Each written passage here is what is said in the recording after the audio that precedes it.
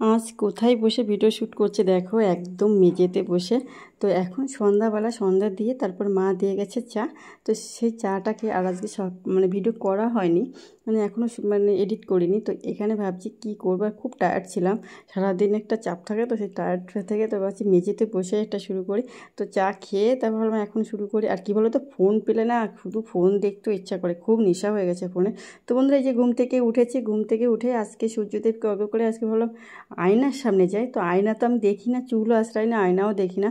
এটা চুল না আঁচড়ানোর একটা হ্যাবিট, এটা আমি কোনো সময় করি না। কিন্তু মুখটাও এখন ইদানিং আর দেখা হয় না, অনেক দিন হয়েছে দেখা হয় না। আর আমার তো বললাম 3 কেজি 4 কেজি মতন ওয়েট বেড়ে গেছে, ভালো মোটা হয়ে গেছে। অ্যাকচুয়ালি কী বলো তো, এখন না ডায়েট না এক্সারসাইজ কিছু না, শুধু খাই খাই, যা পাচ্ছি তাই খেয়ে যাচ্ছি।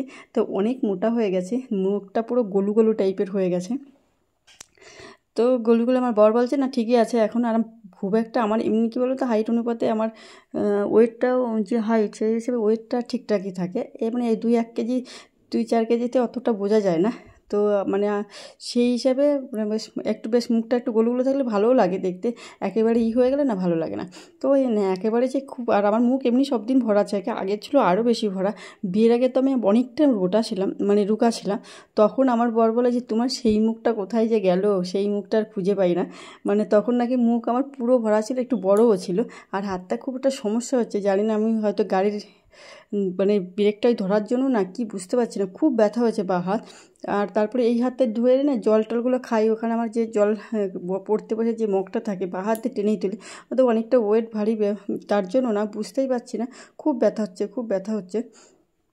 তো আমার তো ডেলি মধ্যে বেডটাই যে ক্লিন করে নিয়েছি, বুঝতেই পারছো আমার বেডের আমার এটা একটু না করলে না একদম ভালো না। আমি এখন সমস্ত বিশাল ফাঁকিবাজ হয়ে গেছি, কাজের দিক দিয়ে প্রচুর প্রচুর ফাঁকি মারে। কিন্তু সত্যি কথা, শাশুড়ি মাটা ছিল বলে আমার সেরকম একটা অসুবিধা হচ্ছে না, যে আমি যে কাজটা এখন করছি সেটাই আমার কোনো অসুবিধা হচ্ছে না। উনি রেগুলার কাছে, কিন্তু সত্যি কথা আমার মানসিক দিক থেকে খুব একটা খারাপ পজিশনে আছি। কারণ তো উনি বয়স হয়ে গেছে, ওনাকে দিয়ে এত কাজ কাজ করাচ্ছি, আমার মনের দিক দিয়ে খুব অশান্তিতে আছি, যে আমি ভাবছি কবে এই দিনটা শেষ হবে। আর সেটাই আর কি করছিলাম। তো কিন্তু শেষ হচ্ছে না, কিন্তু শেষ হলে আমি আবার সব শুরু করব। আর এখন এই দেখো, আমি একদম যেমন আমাদের ডেলি ক্লিনিং ব্লগ থাকে, তোমরা দেখো কোথার থেকে একদম পরিষ্কার ঘর বাড়ি, তবুও দেখেছো ঝোল। আমি 1 সপ্তাহ পরিষ্কার করি না, তার মধ্যে অবস্থা দেখেছো। তো এটাকে শুয়ে বসে, একদম শুয়ে ওখানে দেখলাম, তা দেখা গেল যে সত্যিই ঝুল পড়েছে। তো এই যে খাটের নিচেতে দেখো ঝুল, এমনি খাটের নিচে আমার কিছু আগে রাখেন, আগেরটাও তো রাখতাম, এইটা এখন নতুন করার পরে আমি একদম পরিষ্কার পরিচ্ছন্ন রাখি। তো পরিষ্কার পরিচ্ছন্ন রাখলে বললেও, কিন্তু দেখো আমার বাড়িতে কিন্তু ইঁদুর আছে, প্রচুর ইঁদুর আছে, খুব উৎপাত করে। কার কার বাড়িতে ইঁদুর আছে আর কী করে ইঁদুর মারবো, সেটা একটা যদি তোমরা কেউ সাজেশন দাও খুব ভালো হয়। ইঁদুর মারতে পারছি না। আমি যখন রাত জেগে বই পড়ি না, তখন দেখি কি তখন লাইট জ্বালানো থাকে, একদম ছোটো ছোটো ইঁদুর, নিংটি ইঁদুর যেগুলো বলে, সেই নিংটি ইঁদুরগুলো একদম একদম বাড়ির আমার পাশেও চলে আসে, আবার যেই দেখে চলে যায়। একটা ইঁদুর, একটা না করা ইঁদুর যায় না, কিন্তু খুব ঘুরে বেড়ায়, সারা ঘর ধরে। ওই রান্না করতে খুব সম্ভবত আসে, আমার দরজার ভিতরে ঢুকে ওই করে। আর রান্নাঘরে তো আমাদের বাবারে বাবা কি বলবো, আলু টালু পেঁয়াজ মেয়াজ যে কী অবস্থা করে ইঁদুরের, কী বলতো, পরিষ্কার থাকলে না আশপাশের ইঁদুরও চলে আসে। আর আমাদের আছে কি নারকেল গাছ আছে না, নারকেল গাছে সে গেছে ইঁদুরগুলো চলে আসে। আমাদের বলো না মাছ, মাঝে একটা তোমাদের ভিডিও দেখিয়েছিলাম, পুরো মাছ রান্না করে রেখেছে মা, আর কি ফ্রিজ থেকে বাইর করে রেখেছে যে রাতে আমরা খাবো। সেই মাছ ভাবছে ইঁদুরে, বিড়ালে খেয়েছে। বিড়াল তো খায়নি, সেই মাছ টেনে নিয়ে পুরো আছে কি গ্যাসের ওভেনের নিচে নিয়ে গেছে বলছে। তারপর বলছে ইঁদুরে এরকম করছে, ইঁদুরও মাছ টাছ খেয়ে নিচ্ছে। খুব কত বড় ইঁদুর এলে সেই মাছের মাথা টেনে নিয়ে যেতে পারে। তো প্রচুর বড় ইঁদুর ছিল। তো এই ইঁদুরের একটা গল্পটা থেকে পাশের বাড়ি একজন বলছে এই আমাদের বাড়ি ইঁদুর হয়েছে। আমার মনে হয় পাশের বাড়ির থেকে আসে নাকি, কারণ সব আমাদের তো দেখো পরিষ্কার সব জায়গায়, নোংরা থাকলে না সেখানে হতে পারে, কিন্তু এখানে তো নোংরা কিছুই নেই, পরিষ্কার, তাও কী করে হলো আমি সেটাই বুঝতে পারলাম না। তো এই যে একটা ছবি তোলার জন্য আমার ভিডিওটা করতে হলো।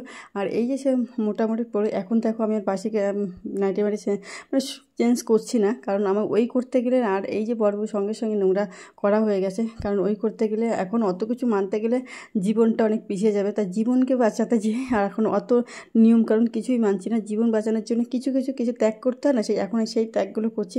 ত্যাগ না করলে নাকি জীবনে সফলতা পাওয়া যায় না।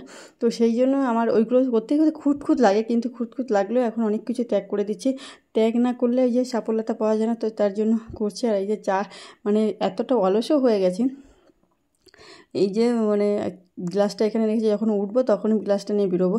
এখনই শুরু করে দিলাম, না হলে কারণ আজকে আমি অলরেডি 7:15 উঠেছি। কালকে অনেক রাতে 2টোর সময় ঘুমিয়েছিলাম, তো আমি ভেবেছিলাম 6টার সময় উঠবো, কিন্তু সেই 7:15 হয়ে গেছে। মানে একবারে ঘুরিয়ে ঘুম থেকে উঠে কমপ্লিট করে ফেলেছি।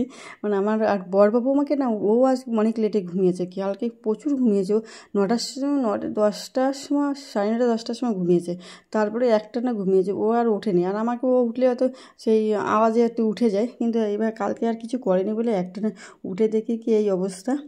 আর তারপরে হচ্ছে কি আমার অনেক লেট হয়ে গেছে। আমি যেহেতু মানে 6টায় উঠলে 6:30টায় উঠলে আমি 7টার মধ্যে আবার পড়তে বসে যাই, কিন্তু আর সেটা আজকে হলো না।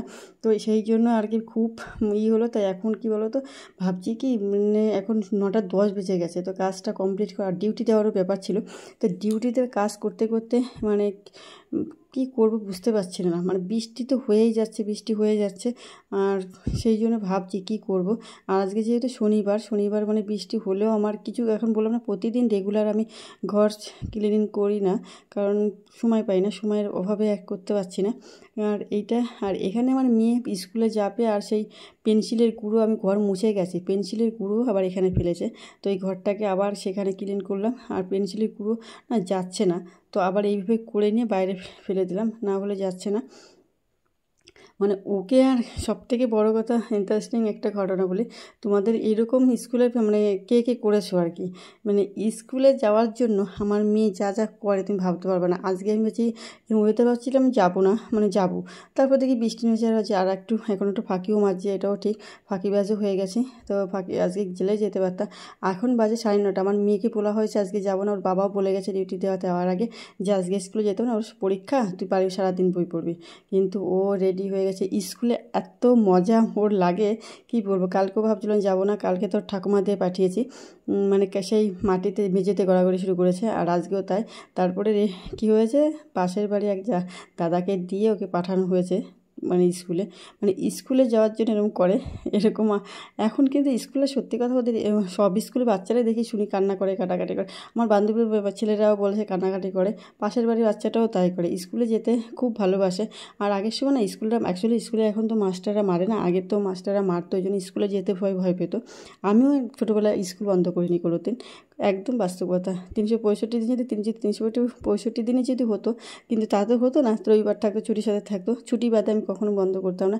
আর স্নান করে সূর্যদেবকে অর্ঘ্য দিয়ে এখন তারপরে পেটটা পরিষ্কার করলাম, বুঝতে পারছো কতটা বিজি ম্যান হয়ে গেছে। তারপর পুজো দিতে যাবো, তো তার একটু মুখটা আর হাত পাটাটা মুছে নিলাম।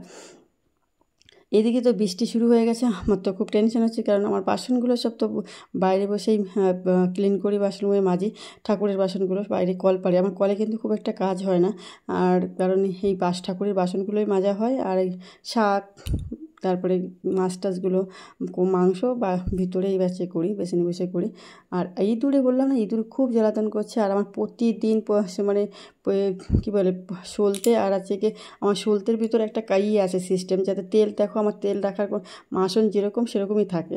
তেল মাটিতে মানে দেখবে আগে অনেক বাড়িতে আছে, তেল নিচেতে পড়ে একেবারে বিজলি হয়ে যায় আসনে। আমার কিন্তু হয় না, কারণ আমি একটা অন্য সিস্টেমে করে রাখি, সেই জন্য হয় না। তার বৃষ্টি হচ্ছিলো বলে দেখো আমি এখানেই বাসন নিয়ে বসে পড়েছি, কিছু করার নেই, তাহলে না আর সময় চলে যাচ্ছে। আর স্নান করে কতক্ষণ বসেও থাকবো, আগের দিন পুরো ভিজে গেছিলাম।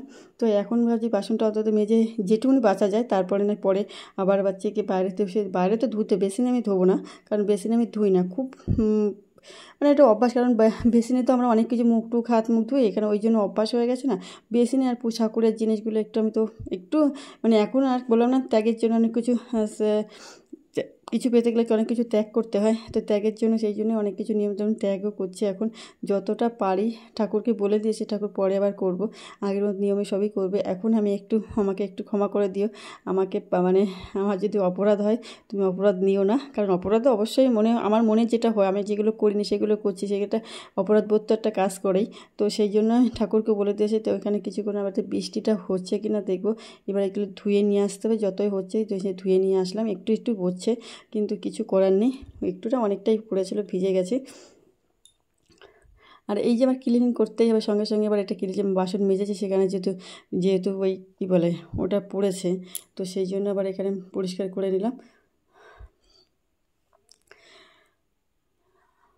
আমাকে দেখা যাচ্ছে না বলো, অ্যাকচুয়ালি আমি ওখানে হাত পা ধুচ্ছিলাম তো ওই জন্য দেখতে পাচ্ছ না, কারণ ওটাকে ধুয়ে আমার তো ক্লিন করার একটা ব্যবস্থা থাকে তোমরা তো জানো, ওটাকে ধুয়ে ভালো করে পরিষ্কার পরিচ্ছন্ন করে তারপরে হচ্ছে কি এই যে আসছি, কারণ ওই জন্যই একটু সময় লেগে গেল। আর এই যে এখন আর গামছা মানে খোঁজা আনতে গেলে অনেকটা সময় চলে যাবে, তাই নাইটি দিয়ে মুখ মাথা হাতে মুছে নিলাম, কারণ ওই করতে গেলে আমার বললাম না একটা সময়ের এখন বিশাল দরকার। যেই পুজো দিতে বসে গেছে, তো পুজো দেওয়া তো হয়ে গেল।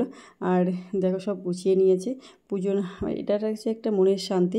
আর এখানে একটা জিনিস আমি ভুল করেছি, সেটা হচ্ছে কি আমি না শঙ্খ বাজানো মানে ভয়েসটা রেখেছিলাম, কিন্তু পরে মানে ওই যে ভুল করে আবার সেটা ডিলিট করে দিয়েছি, মানে ওই জন্য আমার সমস্যা হয়ে গেল যে এখানে অনেকদিন শঙ্খ উলু বাজানো হয় না, কারণ শঙ্খ বাজানোর ডিলিটের কারণ। আমার ডেলি ক্লিনিকগুলো কেমন লাগলো অবশ্যই কমেন্ট করে জানাও। সবাই ভালো থেকে সুস্থ থেকো।